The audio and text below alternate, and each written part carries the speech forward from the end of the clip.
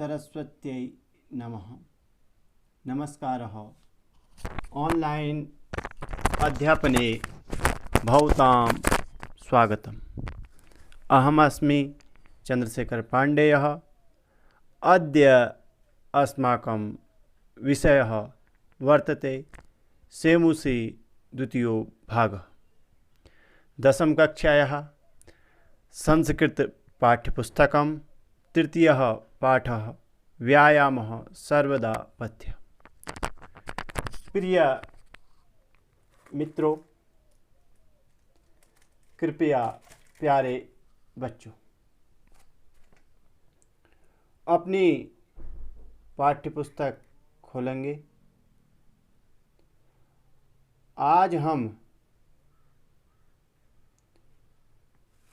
तृतीयः पाठः व्यायामः सर्वदा पथ्यः।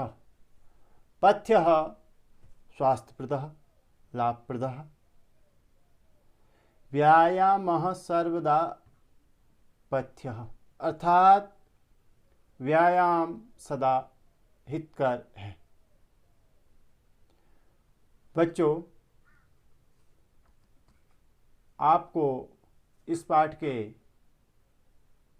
4 श्लोक पढ़ा दिए हैं और प्रस्तावना, यह पाठ कहाँ से लिया गया है, ये सब मैंने जिसमें 4 श्लोक पढ़ाए हैं उसमें सब बताया है। आज हम 5वें श्लोक से प्रारंभ करेंगे। कृपया अध्ययन के समय श्लोक को ध्यान से अपनी पाठ्यपुस्तक में देखें, श्लोक को ध्यान से सुनें, समझने की कोशिश करें। कृपया जिस समय श्लोक पढ़ रहे हैं, जिस श्लोक को पढ़ रहे हैं उसमें शब्दों के आगे उंगली या पेंसिल लगाएं। श्लोकः न चैनं सहसाक्रम्य जरासमधिरोहति स्थरीभवति मांसं च व्यायामाभिरतस्य च। व्यायामाभिरतस्य च क्या कह रहा है? व्यायाम में तल्लीन व्यक्ति। देखो, सबसे पहले पदच्छेद करते हैं, शब्दों का अर्थ जानते हैं। न नहीं, न नहीं। चैनम, च जमा एनम, चैनम, करने वाला। कौन? व्यायाम करने वाला। सहसा मतलब अचानक। आक्रम्य, आक्रमण। जरा वृद्धावस्था। समधिरोहति प्राप्त करती है। स्थिरी भवति, स्थिर भवति होता है। मांसम मांस, च और। व्यायाम, व्यायाम। भीरतस्य च तल्लीन होने वाले, च।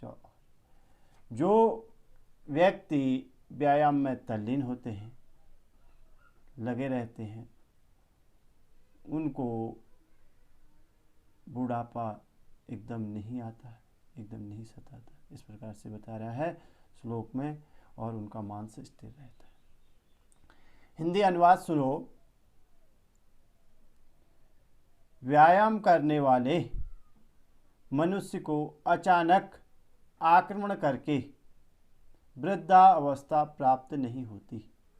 एकदम तुरंत से ही जो व्यायाम करता है उसे वृद्धावस्था, बूढ़ा नहीं होता है अभी। तो व्यायाम में तल्लीन होने वाले व्यक्ति का मांस स्थिर होता है। जो व्यायाम करता है उसका शरीर दृढ़ होता है, कठोर होता है, स्थिर होता है। न चैनं सहसाक्रम्य जरासमधिरोहति स्त्री भवति मांसं च व्यायामाभिरतस्य च। अर्थात व्यायाम से मनुष्य शीघ्र बूढ़ा नहीं होता। अगला श्लोक देखना। व्यायाम स्वन्निगात्रस्य पदभ्यामुद्वृतस्य च व्याधियो नोपसर्पन्ति वैनतेयमिवोरगः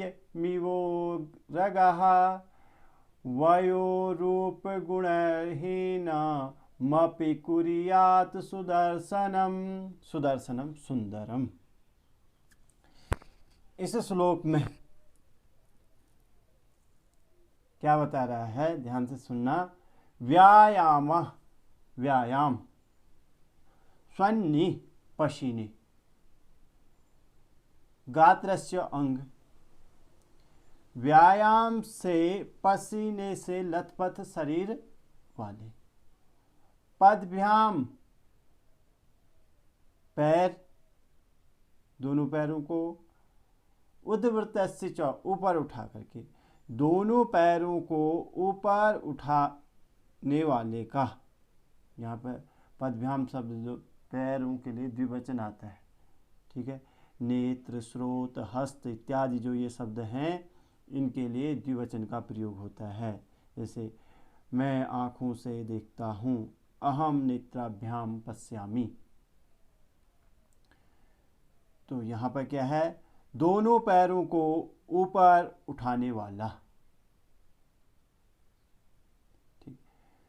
व्याधियो, व्याधि रोग, नोपसर्पन्ति पास फटकते हैं, रोग उसके पास नहीं आते। वैनतेय, वैनेतेय शब्द किसके लिए दिया है, गरुड़। इव उर्गः सर्प।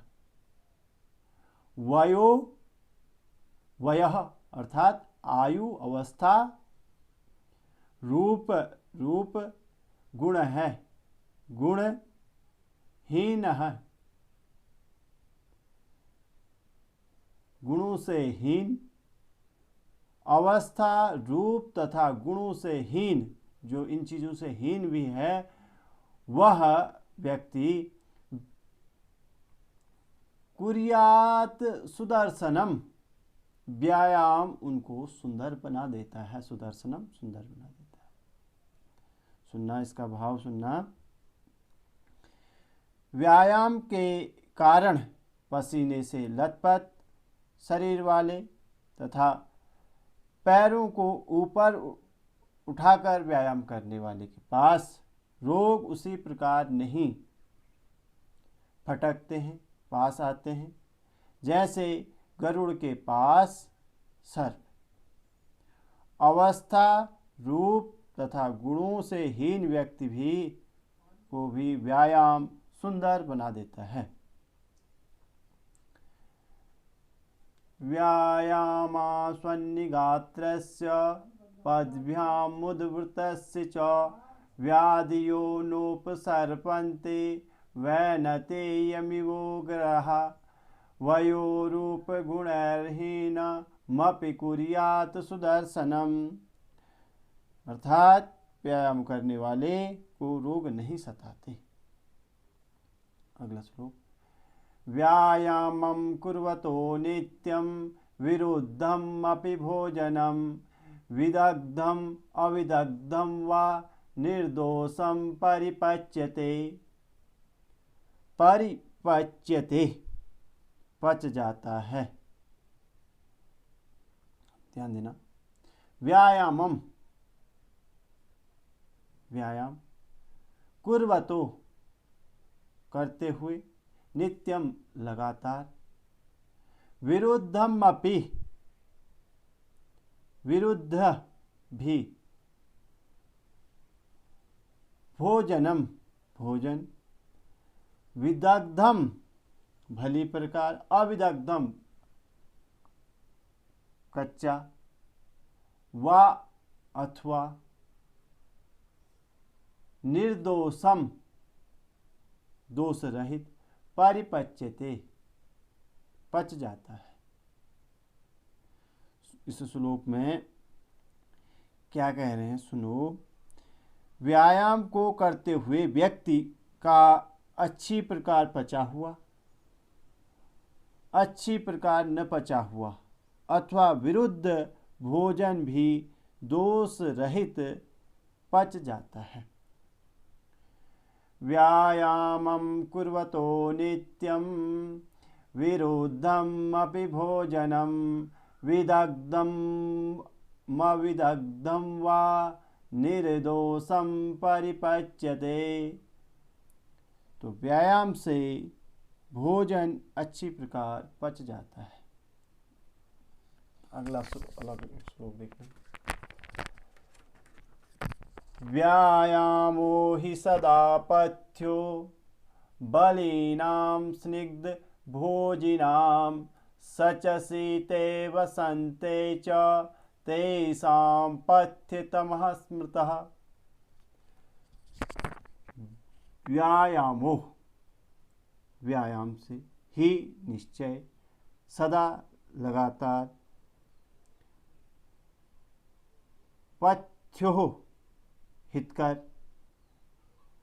बलिनाम बलि लोगों के लिए, स्निग्ध चिकना पदार्थ खाने वालों के लिए, भोजनम खाने वालों के लिए, स वह च और, शीते सर्दी, बसंते बसंत, च और, तेषाम उन लोगों के, पथ्यतमः सर्वाधिक हितकर होता है।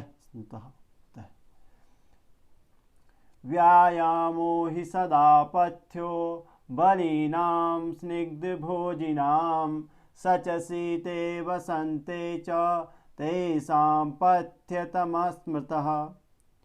व्यायाम करने वाले को घी का सेवन करना चाहिए। इस श्लोक में व्यायाम घृत आदि खाने वाले बलि लोगों के लिए सदा हितकर होता है। उन लोगों के लिए सर्दी व बसंत में सर्वाधिक हितकर होता है। व्यायामो हि सदा पथ्यो बलिनां स्निग्धभोजिनां सचसीते वसन्ते च तेषां पथ्यतमः स्मृतः। प्यारे बच्चों, आज आपने 4 श्लोकों का अध्ययन किया। आपके लिए गृह कार्य, कृपया आप श्लोकों को पढ़ने का अभ्यास करेंगे, व्यायाम के लाभ और कब व्यायाम करना है कब नहीं लिखेंगे, और घर में व्यायाम आसन प्राणायाम इत्यादि करेंगे। धन्यवाद। आपको अच्छा लग रहा है तो अपने मित्रों तक पहुंचाइए।